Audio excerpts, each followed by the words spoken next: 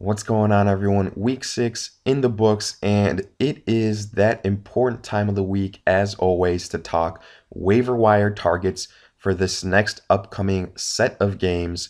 And again, I've got my guys for you that you should go after. No particular order. Let's get right into it.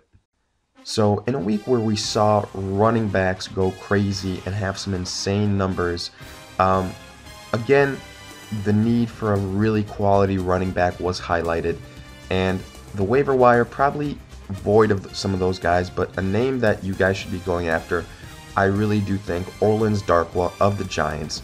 Now, this was one of the biggest games of the week in terms of upsets.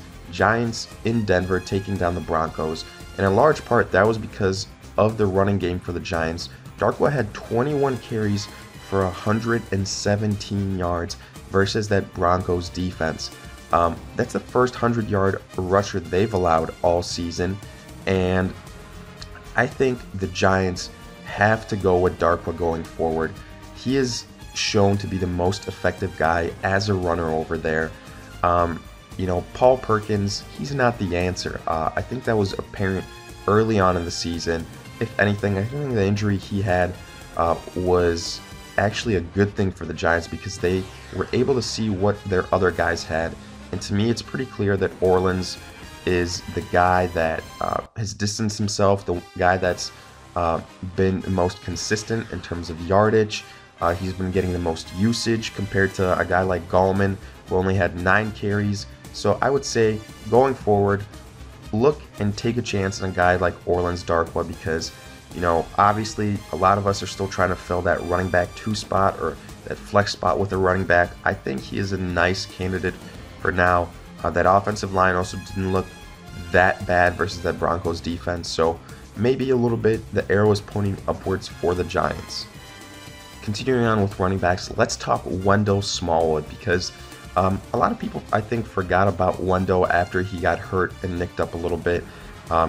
He got released in a lot of leagues, available on waivers, and it's looking like he's close to making his return. Now, Blunt has filled in nicely, but he's been allergic to the end zone. He's been getting like 70, 80 yards these last couple games, which, isn't bad, especially in standard leagues, but Smallwood was getting pretty much the same split of carries, one healthy, compared to Blunt. I think he was also more of a factor in the passing game, and he was also had more of a knack in terms of getting in the end zone, as crazy as that seems after Blunt came off that incredible season last year with the Patriots, but that's just the way that's been. I think Smallwood is maybe a little bit favored over Blunt. We'll see what happens, but I think he's definitely worth adding right now. He was a big name that was targeted when the injury to Sproles came, and I think, again, he should be a guy that should be back on everyone's radar when healthy because I think the usage will return, and I think he will at least be comparable to what Blunt has been doing in his absence. Next, I actually want to talk 2 set of running backs, and I'm cheating a little bit here, but I want to talk the Dallas backfield. And look, this whole Zeke case appeal, it's an absolute mess, and I personally think it's going to drag on towards all of the season, and it's not going to get resolved, so he'll continue to play. But the reason I want to talk McFadden and Morris is because I really do believe that if you can get at least one of them, you can maybe sucker in a Zeke owner into trading for them for insurance. I think at this point that's what their biggest value is, trade value, in order to get something back from a Zeke owner. I know a lot of Zeke owners out there are really nervous. There was a lot of trade talks for Zeke this upcoming week heading into these set of games, so if anything, I think a lot of those owners are still uneasy and would like some insurance and would pay maybe a decent price in terms of a wide receiver 2 or something like that, or a mid-level quarterback to get one of those backups. So I say add one and roll the dice to see if you can execute a trade and benefit from it.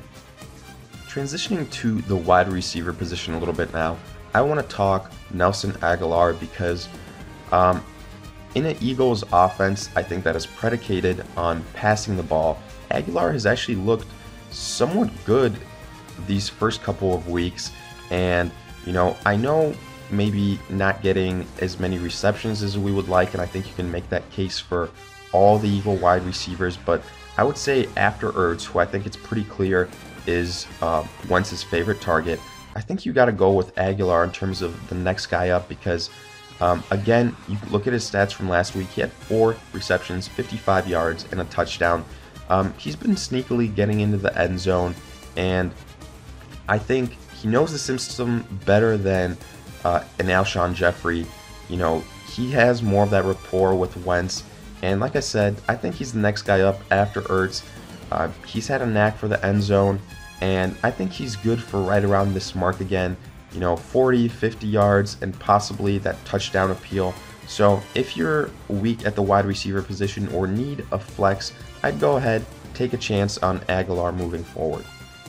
Another receiver that I want to bring to people's attention is Juju Schuster on the Steelers, and the main reason for this is because we had the news about Martavis Bryant and how he's unhappy with his usage, and mostly the biggest surprise I would say is the fact that he had requested a trade from the Steelers. Now, I don't think this trade will come to fruition, let me say that, but I could see a scenario where Bryant does become, aggravated and becomes distant from the team and his production slips. Now, Juju hasn't blown anyone out of the water, but he had 3 receptions, 32 yards. Again, nothing special. But I would say he could fill in that role for Martavis Bryant and be that wide receiver too if those things do happen in Pittsburgh. And I would say at the start of the season when Martavis Bryant was being drafted, there was a lot of stock being placed in him as wide receiver 2 for the Steelers. And I think you can now maybe make the case of switching those 2 guys, Juju and Bryant.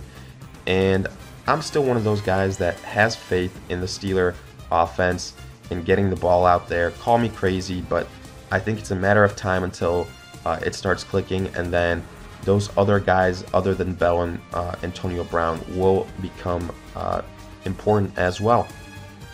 Another wide receiver that I do want to highlight is Corey Davis of the Titans, and I know he hasn't played, but let me just make this argument. The Titans did invest a first-round pick on him.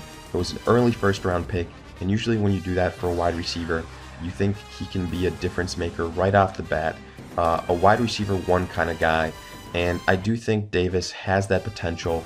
Another reason I do like him is because, the Titans don't have a horribly hard schedule or division.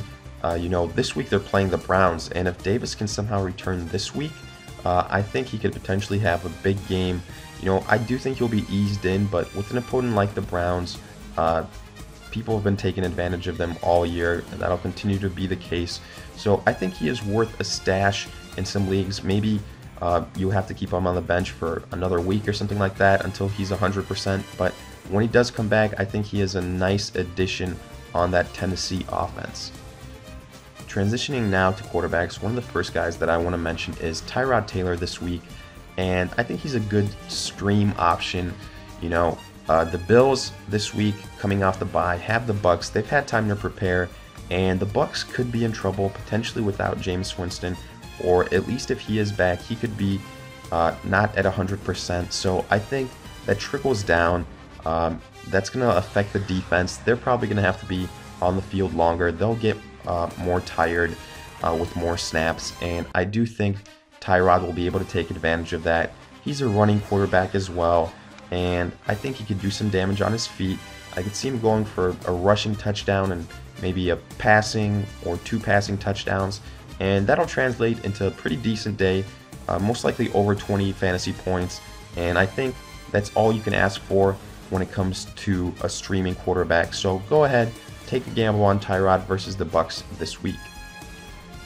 And finally, in terms of the quarterback position, a guy that hasn't seen the field in a very long time, Teddy Bridgewater. And the reason that I mention this name is because Teddy is coming back finally practicing for the Vikings, and that Vikings offense does have weapons.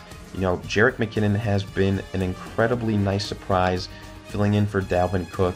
They've got Diggs, they've got Thielen, they've got Rudolph, so they've got the pieces, and Teddy Bridgewater was in the process of figuring it out before that brutal injury he had a year and a half ago.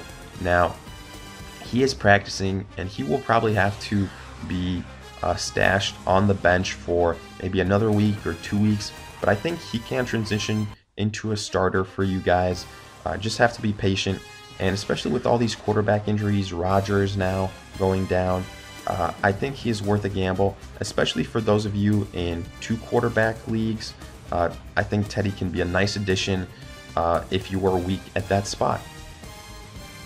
Now, talking tight end, I want to mention Zach Miller of the Bears, and I know this is going against one of my rules in going after players on the Bears a little bit, but look, last 2 weeks he has had a touchdown. I know this week it was on a trick play, so it was a little bit fluky, and it was in a game where Trubisky did not pass the ball well, didn't have that many completions. Miller had 2 receptions, 25 yards, and a touchdown, but look, moving forward, they've got the Panthers in Chicago, and the Panthers, I think they are an overrated defense, especially pass-wise. And now, Luke Kuechly, he is in the concussion protocol. If he doesn't play, that's a huge loss for the Panthers. Opens up a lot of things in the middle of the field, and that is where tight ends thrive. I think Trubisky, a tight end, that security blanket, is his best friend, and I think he will be used versus the Panthers. Considering he's one of the best pass catchers on that team other than the running backs, I think it just makes sense. And again, without Luke Kuechly and that Panthers defense, Zach Miller could be in for a big day. So go ahead. If you are needy at the tight end position, I think he could have nice appeal this week. And finally, it would not be a true waiver wire video if I did not mention a defense for the week. And shockingly enough, this is the first time this has ever happened and that I've ever recommended this in any type of format, and that is adding the New Orleans Saints defense. Yes, I just said that. They're coming off another really impressive performance. You know, they gave up some points, but in the process, they had a lot of turnovers created, and they have defensive scores on top of that, and now they get a Packers team without Aaron Rodgers. And a Packers team without Aaron Rodgers is nowhere in the same neighborhood as one with him at the quarterback position. I think that's going to lend itself to a low-scoring game for the Packers potentially, a mistake-ridden game for them at the quarterback position, and I think the Saints, these last couple of weeks, they've shown defensively that they've made improvements, and it started with the Dolphins, continued a little bit with the Lions, and now I think they have a very nice matchup this week versus an injury-riddled Packers team. So go ahead, take a chance on them this week, especially if you are in the situation where you are streaming defenses. So with that, we have the conclusion of my top 10 list of guys to go after. Let me know, what did you guys think?